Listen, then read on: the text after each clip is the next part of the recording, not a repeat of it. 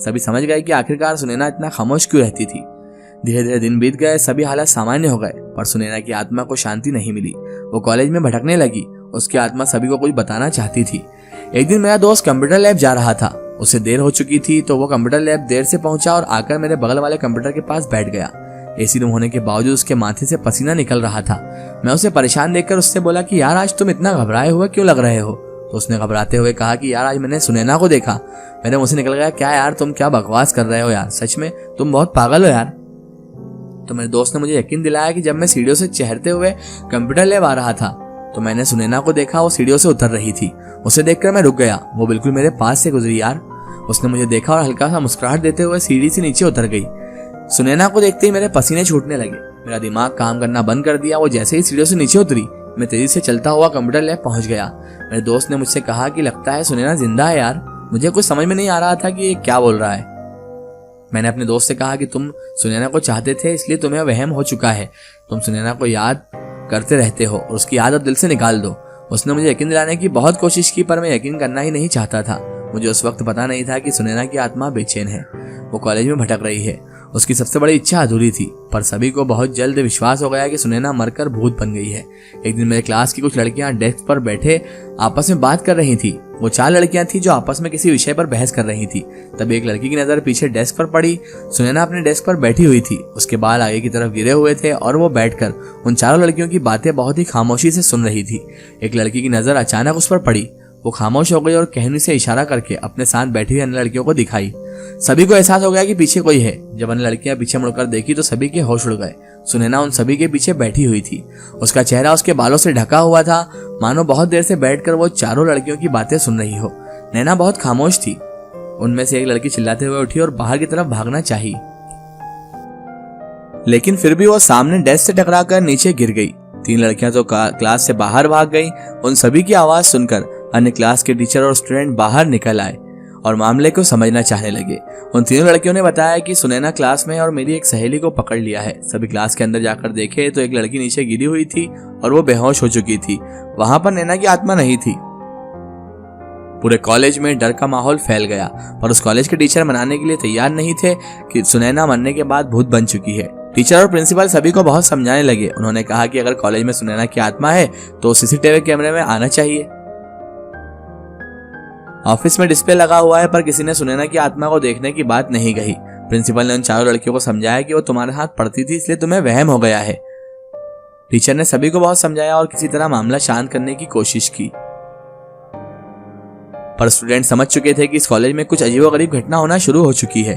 पर सभी बच्चे घबरा चुके थे। मैं भी बहुत डर चुका था। हम सभी अपने हॉस्टल वापस चले आए। उसके बाद वाले दिन फिर मैं कॉलेज गया। वैसे भी मैं कॉलेज देर से पहुंचता था। कुछ दिनों तक तो सब कुछ सामान्य चला। किसी ने कुछ भी नहीं देखा, न ही सुनैना को देखने की बात कही गई। पर एक दिन 2 स्टूडेंट कॉलेज पहुंचे। उन दोनों का आदत थी कि वो कॉलेज पहले ही पहुंच जाते थे। वो दोनों जैसे ही कंप्यूटर साइंस की क्लास में पहुंचे और जैसे ही दरवाजा खोलकर देखा तो वो दंग रह गए। उन दोनों ने देखा कि सुनैना पहले से ही क्लास के अंदर बैठी हुई है। उसके बाल बिखरे हुए थे। वो उसी डेस्क पर बैठी हुई थी जहां पर वो पहले रोज बैठती थी। उसके बाल आगे की तरफ बिखरे हुए थे। जैसे ही उन दोनों लड़कों की नजर उस पर पड़ी, दोनों वहां से भागकर कॉलेज से बाहर निकल गए। उन दोनों ने ये बातें सभी से शेयर की और बताया कि सुनैना क्लास के अंदर बैठी हुई है। एक बार फिर से सभी बच्चे डर गए। कोई भी कंप्यूटर क्लास में जाना नहीं चाहता था। सभी के अंदर बहुत खतरनाक डर बैठ गया था कि कहीं वो अकेला हुआ तो कहीं सुनैना फिर से उसे ना दिख जाए। जब तक 10 से ज्यादा बच्चे इकट्ठा नहीं हो जाते तब तक कोई भी क्लास के अंदर नहीं जाता।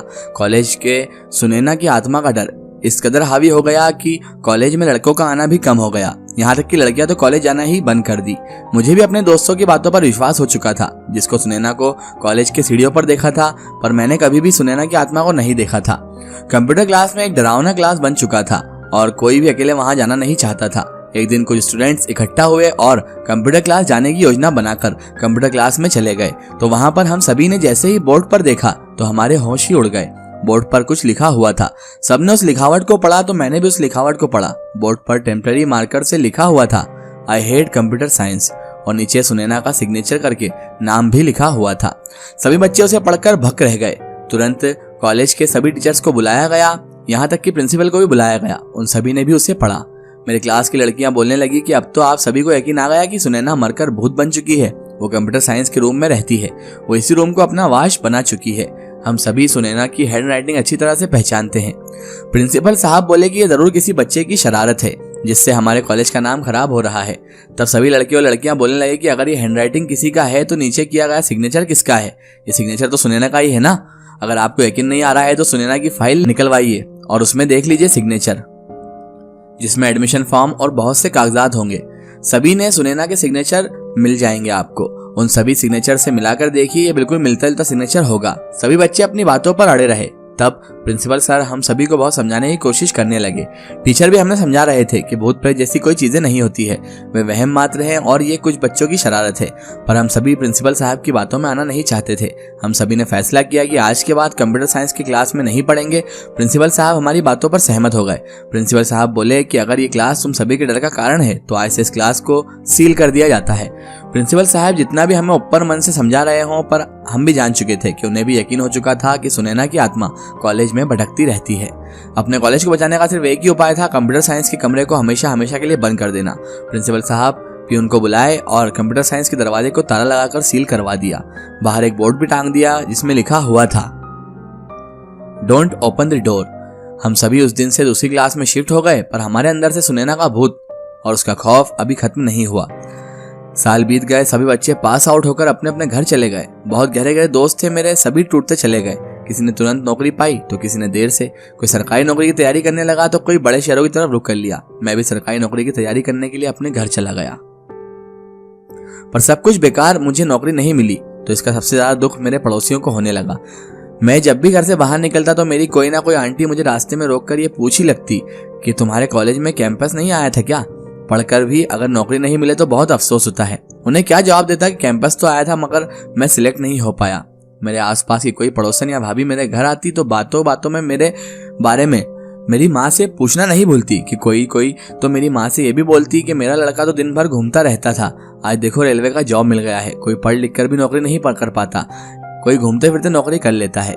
मेरी माँ भी बोलती कि देख मेरे बेटे के भाग्य में क्या लिखा है, बहुत पैसा खर्च कर दिए लेकिन पता नहीं नौकरी मिलेगी या नहीं। मैं अपने आस पड़ोस के ताने सुनता था तो मेरे पूरे बदन में आग लग जाती थी। मैं उन तानों को बर्दाश्त नहीं कर पाया और सरकारी नौकरी की तैयारी छोड़कर घर से बाहर पैसा कमाने निकला। घर वालों को बोल दिया कि मुंबई में मेरा इंटरव्यू है, मैं मुंबई जा रहा हूँ। मैं मुंबई आ गया और यहाँ नौकरी खोजने लगा। मुझे एक जगह नौकरी मिली पर मार्केटिंग की। मैं मसालों की मार्केटिंग करने लगा। हर किराने की दुकान में जाकर मसालों का ऑर्डर लेता हूँ और दूसरे दिन उन दुकानों में मसाले पहुँचाता हूँ। मेरे दोस्त यार सभी मुझसे बहुत पीछे छूट गए। मैंने कभी भी किसी से कांटेक्ट करने की कोशिश नहीं की। आज मुझे अचानक सुनैना की याद आ गई। सुनैना ने आत्महत्या क्यों की? उससे अपना भविष्य दिखने लगा था। उसकी जिसमें रुचि थी वो उसके विपरीत पढ़ाई पढ़ रही थी। अगर आज वो जिंदा होती तो किसी स्कूल या फिर कॉलेज की टीचर होती। उसका ख्वाब था कि वो टीचर बने, पर गलती कर दी कि वो एंट्रेंस एग्जाम दे दी और सिलेक्शन भी हो गया और इसी वजह से वो जो है आत्महत्या कर गई। आज जब मैं एक दुकानदार के पास गया तो वो मेरे मसालों को फेंकते हुए बोला कि तुमने एक्सपायरी डेट वाले मसाले मुझे क्यों दिए? जब मैं अकेले हुआ तो मुझे खुद पर रोना आया और सोचने लगा कि मैंने क्यों इंजीनियरिंग की पढ़ाई की।